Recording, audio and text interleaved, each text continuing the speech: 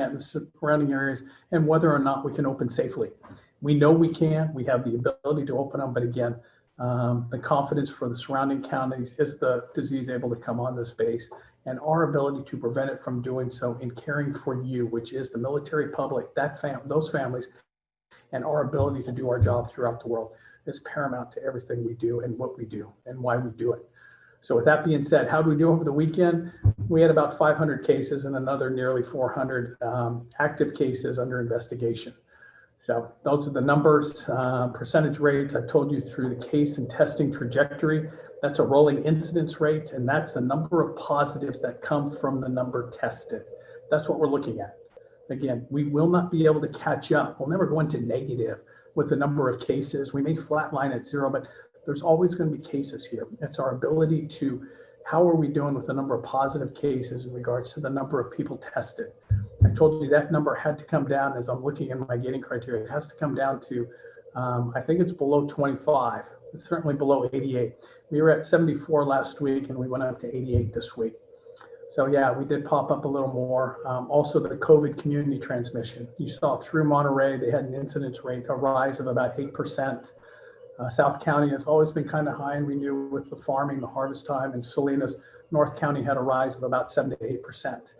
That was up from 3 or 4%. So I know you want a lot of numbers on the Tuesday afternoon. I just gave them to you. Excuse me, on a Wednesday afternoon, just gave them to you, but that's what's happening with the county. So when we look at the community, what we are doing for gating criteria, we actually went a little worse. So not a surprise. I was hoping to come down in the next couple of weeks as a result of that. And this was effective immediately. The state issued against Monterey, and I said last week, Monterey was on a watch list. And that's not anything to be aware, but state health officials in conjunction with Monterey health officials are looking at the same indicators I gave you guys. I just bored you guys with, but to give you some highlight what's behind the green curtain. In conjunction with the state, if you continue to progress in the wrong direction, they will order you to close certain services. This afternoon, the city of Monterey did just that. So in regards to what happened, as a result of what happened over the weekend and our incidence rates going up, as again, we have 88.18 per 100,000. Again, we went back negative about 13% on that. Monterey today, effective immediately, no more dine-in restaurants, no more brews and pubs are closed down. The wineries, the wine tasting rooms are closed down. The theaters are closed down, museums, other services. I've sent that out to your military deans, to MPS. They will be posting it to the website as to what things were closed down. Beaches have not been closed down for recreational activity. They are still closed for those who go out there with coolers, and I strongly advise you not to, because that's in opposition to the frag order that was issued. But for recreational activities, beaches, trails, other things, are still open. So take advantage, again, as long as you're wearing these. So that's the word on the gating criteria. Again, what can we do to help it? And I know we're all sitting here kind of chomping at the bit. Again, continue to wear these, continue to abide by the social distancing when in town, continue to take care of those around you. Even if they're not being responsible, continue to take care of them and your families when out and about. We will combat this thing. We will beat this thing, but it's going to take an effort for us all. I'll just go into, as an airplane comes over the head, it never fails when I get on the phone to get a flight overhead, but it makes me long for what I did in the past. For services on base, it's kind of written on the wall. Nothing is open, so nothing has changed since last week.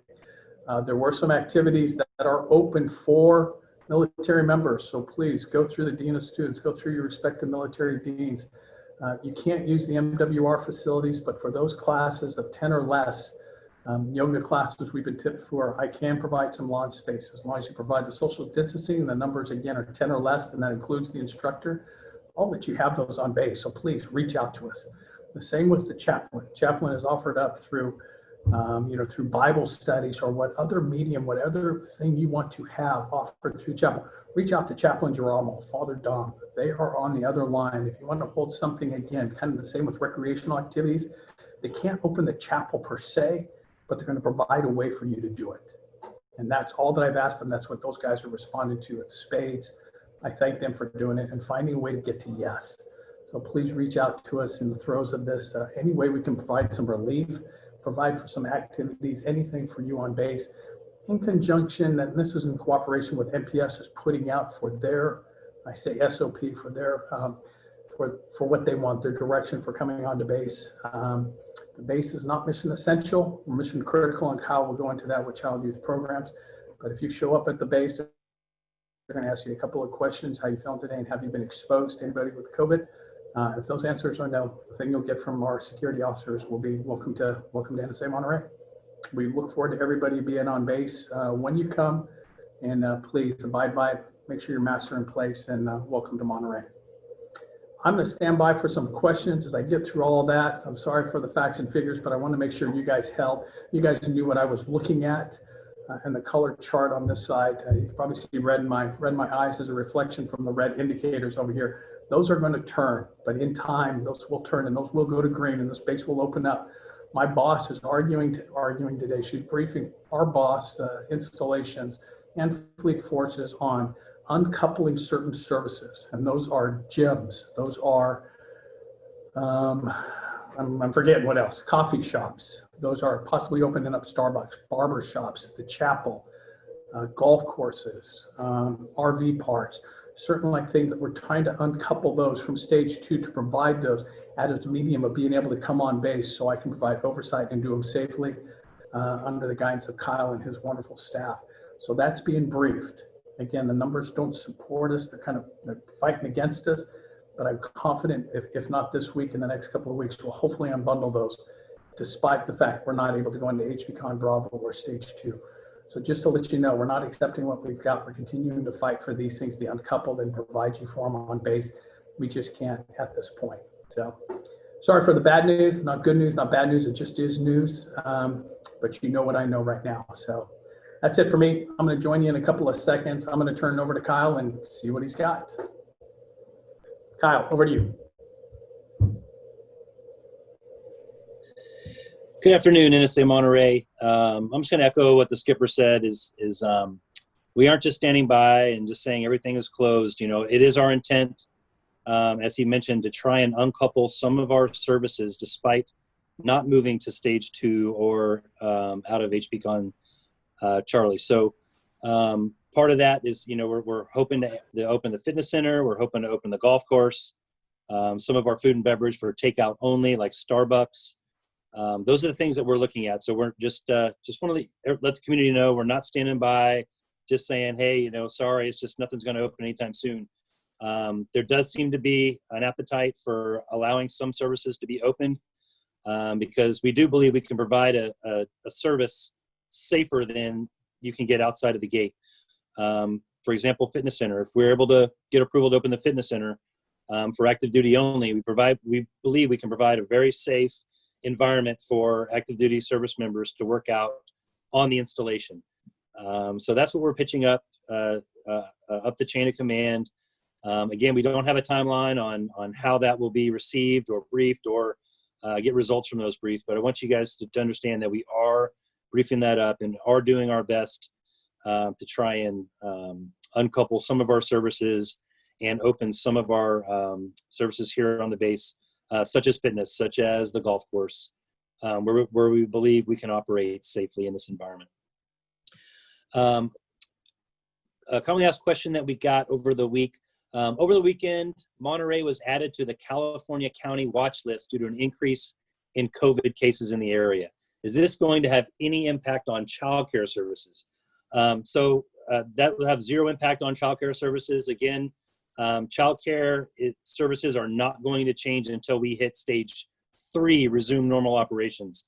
We're still not even to stage 2 yet. So the impact or change to any kind of childcare is honestly a long ways down the road at this point. But you guys will be the first to know. As soon as we know that we can start opening up the childcare to some more folks, that will be what we do. The main thing to stress, it's tough to describe this to parents, and so they understand the reason for this. But CNIC is not looking at this, say, how much childcare can we provide at this point safely? That's not their perspective. Their perspective is to limit childcare as much as possible provided the military mission can continue. So we will continue to provide childcare so that the military mission continues. But there is no magical number of kids we can accept into the center and stay there. That's CNIC's perspective right now, and they just want to limit the exposure of children and staff and parents and everybody to potential COVID exposure. So that's where we're at this point. So the answer to that is as I said. Feel free to put some questions into the chat if you have questions on our services. Again, I just want to push the cafe is open. We're doing 40 to 50 lunches a day there, which is great. It's all takeout. There is some outdoor seating that you can take advantage of. Love Day had his ribs going today. They were absolutely outstanding. Ribs will be on the menu next Tuesday, I believe, again. You can get his daily special for less than $10 at the cafe every day. So feel free to drive on in, pick up your lunch for your crew, take it back, or what have you. So, other than that, all of our facilities and services are remaining as is, as we've done the last couple of town halls.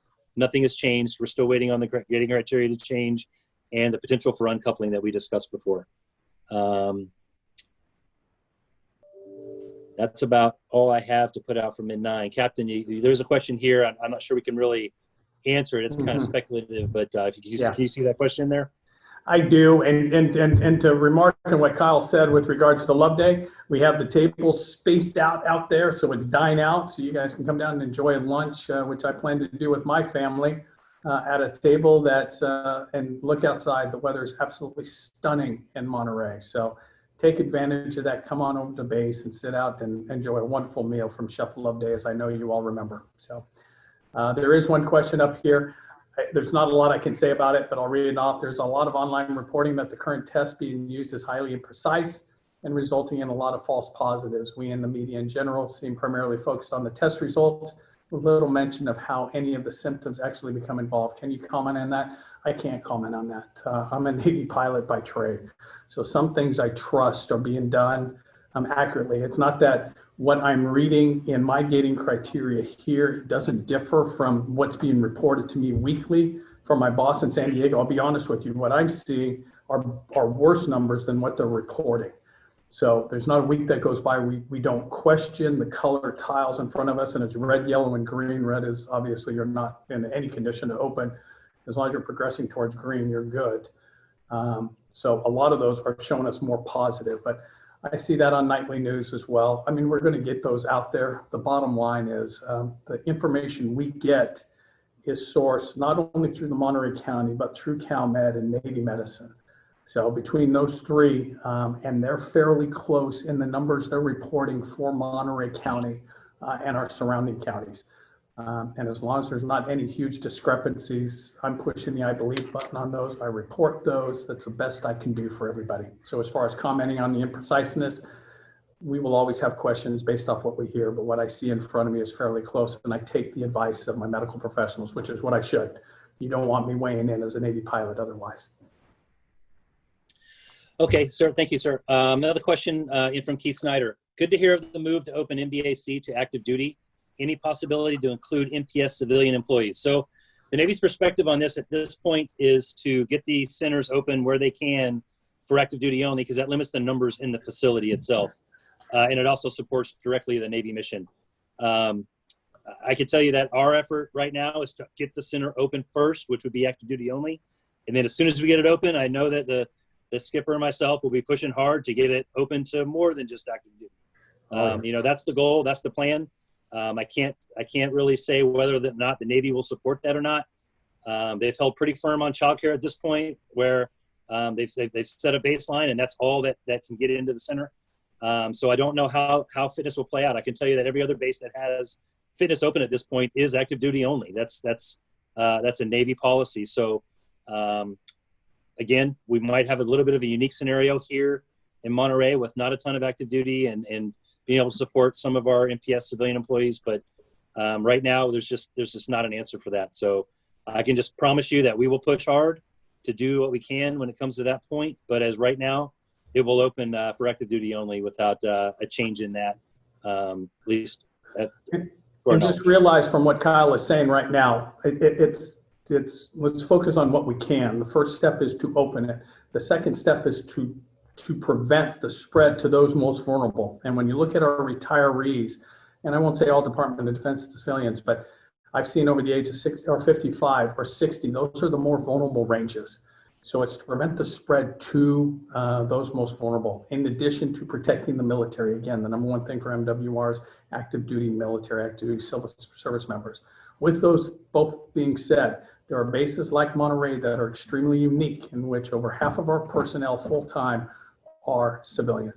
So when we do brief that, we brief that DoD civilians working within the fence line should have access to these when we have open. So that is a part of our argument. I had another question today. Well, can you pull out, there's some equipment that Kyle has stored up, kind of like in one of those Connex boxes. You see it in CrossFit and other things. People have asked, well, can we have access to that? Unfortunately, on this side, that's still a part of MWR. So as far as cleanliness and other things, pull-up bars, I'm turning the other way. Utilize those, knock yourselves out, even though those should be closed off. I don't see those, much like Kyle has done with tennis courts. But for other activities that are specifically to be pulled out, such as equipment and stuff, Kyle can't do that because that's still listed as MWR. So please understand where we're coming from that, and hopefully soon. Okay, sir, I think we have another question for you here. Are people who fall under the Center for Disease Control's need to have extra precautions allowed on base campus, or have any additional limitations for access? People who fall under CDCs need to have extra precautions allowed to base campus, or have any different, I'm gonna have to look into that. So I don't have an answer for you. I'm not sure even where the question is going on that. I'm gonna ask my FAO, so rather than giving you something that might lead you astray, let me get back to that. That'll be one of the first ones that I answer next week. If not, to the person that's up here, I'll look you up and I'll make sure that I answer it to you before I answer it to everybody else. So thank you very much for the question. The next one from somebody was Navy risk assessments also track hospitalization rates as a major indicator. You're exactly right. And that's why in my daily update, I don't give the rate, but I give the number of hospitalizations increases or decreases. With that being said, in conversations with the city managers and the county, we have seen a rise in the number of hospitalizations in Monterey County. We're not at our limits, but they have risen as a result of the number of positive cases. I won't go into the number of ventilator uses or the ICU, but they are not at their limit, and that's what I've been told. So that's just to let you, hospitalization rates are additional trackers for us. Any additional info on the water main breakage repairs? All right, Charles. No, it's going to be back up on July 10th. And suffice it to say, the Wiley family living here on base, as well as the Admiral and everybody else, and Kyle and everybody in the Del Monte, are boiling their water tonight. So unfortunately, it's what we got. So if you can say any more fun right now, yes, all of us who live around the base are in the Del Monte area are boiling our water. So no updates, July 10th. So if you don't hear back from me, July 10th is the date, but they're working furiously to get it done. All right, another one from Tina. There have been news reports about COVID-19 being airborne. Can we still run, walk, and exercise around the base and lake without a face mask? Provided you can maintain your social distance, you can exercise without a face mask. And that same goes in Monterey County in general. So the Monterey County order is that you can still run, walk, and exercise without a face mask, provided you have one available should you not be able to maintain your 6 feet of distance. So if you're crossing on a path, like on the rec trail off base and stuff, you're supposed to have a mask to be able to use when you come into those scenarios. But on base, if you're around the lake and stuff, just make sure you keep your distance from other individuals. But if you're going to be within 6 feet, yes, a mask requirement is in play. And both Kyle and I bike and run, and when we're out and about on the trails, much like I am doing right now, where you have your mask around your neck, when you're coming up on a group, you're passing somebody and going the opposite direction, pull it up over your face. Again, it's not so much as to protect you, but to protect them as well. So that's being a good neighbor. One, it's a good optic, but it allows us to get outside to exercise, but also provide the preventative measures that we need to in order to care for everybody else out there. So just kind of a good thing to do when you're out and about around town. There's a question, how many people assigned to MPS have tested positive for COVID-19? I'm not going to divulge how many the numbers for MPS or NSA Monterey. Suffice it to say, we've had a number. So with that being said, let's look at the good news story. It's something, you'll hear me say TTX, that's tabletopped it. From the first day in March, we have tabletopped what if this comes, how are we going to respond to it? Each one of those, we knew we would have positive cases in and around our installation and various activities. Our ability to test, to trace it, and to treat it has worked according to plan. So our response to those, to be able to quarantine, the fact that everybody out there is max telework has been fantastic. So in a number of cases, the person under question who had been exposed was able to get a test readily. We're able to trace around that, so to isolate everybody else and to effectively treat not just the individual, but to treat everybody who was affected. We've had a number of people who have been cleared to come back and work. That's even more successful. So not just the numbers for both us and MPS, as well as over at the Annex, but our ability to respond to it. Many thanks to Navy Medicine out of Lemoore or Fayette, as well as Major Jody Brown. You will hear that number said a number of times. She has done fantastic work, keeping us apprised, myself and the Presidio, on cases, how we're doing in and around town. She is my medical professional. As soon as this happens, and it seems it happens at 5, 6 o'clock, when it happens at 5 or 6 o'clock in the afternoon. There's never a convenient time. She has been on the spot, tracing it. We've cleaned on the backside. Everything that was lined out in accordance with the plan to respond to the positive trace was activated and to negate it right off the bat. So good job in the response. That's what you should expect to see from us. These guys have done a great job in doing it.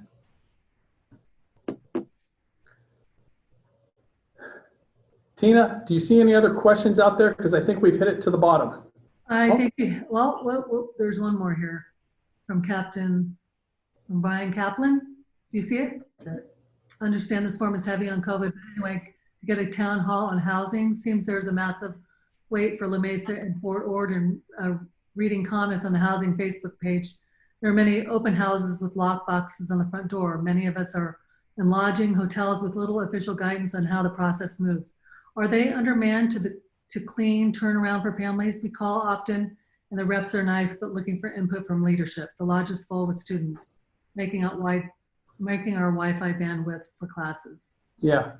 Hey, and for everybody out there who it pertains to include Brian, please reach out to the Dean of Students. And it's not me shirking the responsibility, because on the heels of this, I'm going to respond to RCI.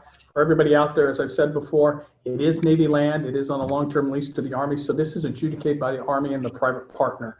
With that being said, my conduit for questions like this goes through Greg Ford and RCI, which is their housing office. I'm going to respond to this right after this. You guys, please respond to me. You've got my email, as well as Goody Goodmanson's, as well as Ken Ferguson's. Respond to them with your question. What we're going to do is give them by name and say, where does this person stand? This is where they are. Answer your question, are they undermanned? We're all undermanned, but we haven't heard that the parks and RCI are undermanned specifically. I will tell you, they've done a great job in turning these houses. So the number of moving vans, other things that are up and around La Mesa and Ord is huge. So we have seen them turning. We haven't heard of too many waits. We have heard of waits, but in specific, if you said, man, I've been in there for weeks, what's up? I'm going to follow up on that to one, make sure that they have sight on you, and two, hopefully give you some relief into a date for your house and what you have. Reach out to me, not just on this chat, but via email or Goody Goodmanson. I'm going to forward that over, work with the two of them, and we'll get you an answer.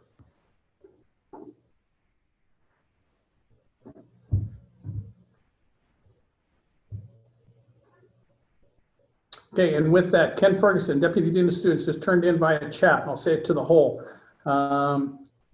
Their stated turnover time from RCI was expected to be approximately 80 houses per month. We had 400 plus students check out and 400 check in. So our summer surge is having a large impact on them. We knew this was coming. So we knew this was coming with the backlog and the wait. So again, we owe you an answer. Shoot us a name to both Fergie and Goody and I, and we'll get you an answer as to when hopefully you can expect to move in. But just realize this bottleneck was out there. We're hoping to mitigate it to the best we can.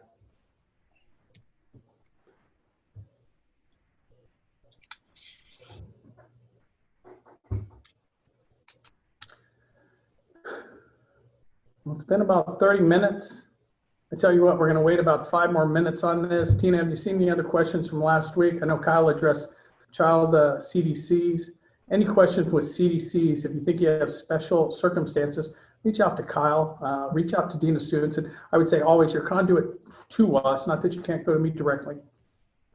Copy dean of students, reach out to them, and you can copy me at the same time. We address a lot of individual cases to make sure that if we can find a solution for you, we're going to be there, realizing the hurdles that are out there, not just with Brian's thing with regards to housing, but others.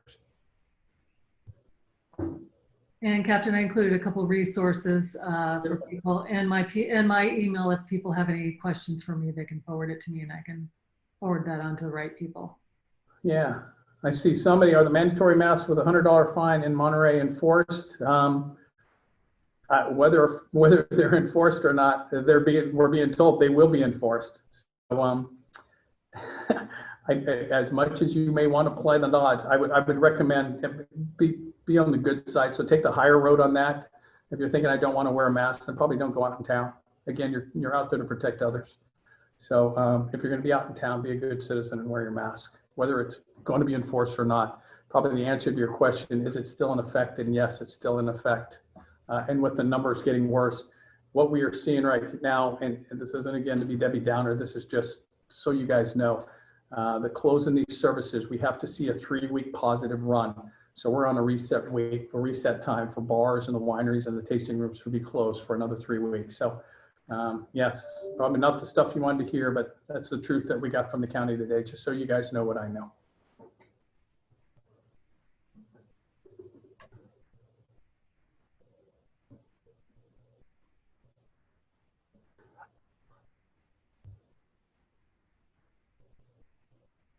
You got it. Somebody said just thanks for the understanding and finding opportunities for religious accommodations in light of the Frago's restrictions. Again, the Frago did name some restrictions on that. That doesn't say that we don't have maneuvering room. Mark Geromo and Father Dominic do great work in trying to get to yes. Please reach out to them. If they come to me and they say we should support this, I'm going to sign off on it right away. So I see it as important, as well as everybody and my boss included. So reach out with us a plan. We'll massage it to make sure it fits within the Frago, because we have to obey the commander's guidance. But we'll find a way to get to yes. Okay. Another question in for those that can't read the chat on their Zoom. Are there any areas on campus where students who are stuck in temp lodging can go to have good Wi-Fi connectivity and/or quiet from the family? And Ken Ferguson replied right away. Work with your program officer. They're identifying classroom spaces where you can go in, get some quiet time, have good access to Wi-Fi aboard the base. So again, work that through your program officer, and they should be able to find a space for you to have some quiet study space. And the reason why that's such an important answer from Kyle and Ken is on our side is to make sure that our boss contractors, so our janitorial services, know which rooms are being used. And if you use a room and it's not going to be hit that day, Ryan Stewart, the fantastic facilities guy for MPS, is making sure that we have wipes for each one of the rooms to make sure the rooms are properly cared for and cleaned at the end of the day. So when I do my walkarounds and everybody else, we know that the room has been addressed. So we're not going to limit you from going. We just want to make sure we know which rooms are being utilized so that we can clean them on the backside or to make sure they are. So please go up. And here somebody just said, Glasgow Hall, room 122 is set up for this. That's perfect. That's great for me, because now I know Glasgow Hall 122 is one of the places that this week I'll make mention with Ryan and Tim James, our great public works officer. Make sure we have boss contractors set up for that. Make sure we're looking at those.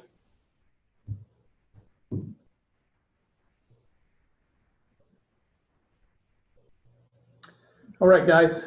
It looks like we're at the end. Kyle, any closing remarks? No, I just want to put a couple things real quick.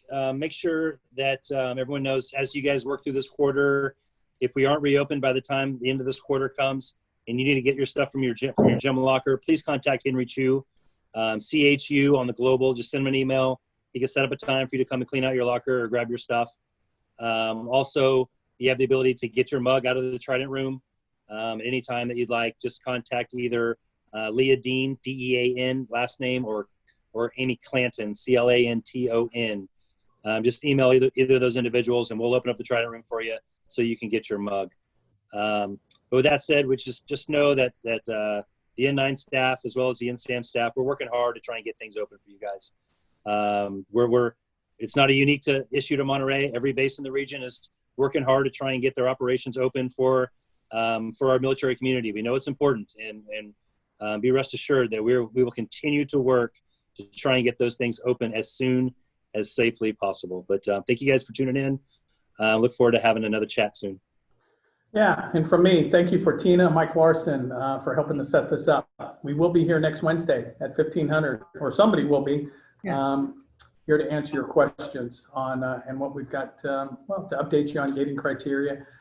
Please don't wait for your questions for the chat. Shoot them to us beforehand. Tina Stillian, she left her number up there on the chat. Shoot her some questions ahead of time. I know I owe one question right off the bat, and that'll be the first one addressed next week, or after I reach out to the individual who sent it. But we'll hit those right off the bat, do it much like we did today, and we'll look forward to seeing everybody next week. Again, we only know what you know. So rather than waiting for next Wednesday, you've got my email address, concerns, housing, otherwise, CDC. Reach out to us. We'll get it answered, and what we'll do is we'll provide that update next week just to say, hey, we encountered this last week. Wanted to make sure everybody knows so there's full transparency.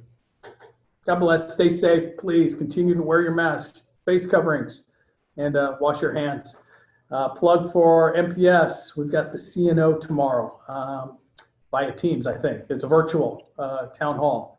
Fantastic. I know I'm going to be tuning in. I hope you guys do as well. Have a great night, and thanks for joining us. Thanks, Tina. Thank you, everyone. We'll see you next week.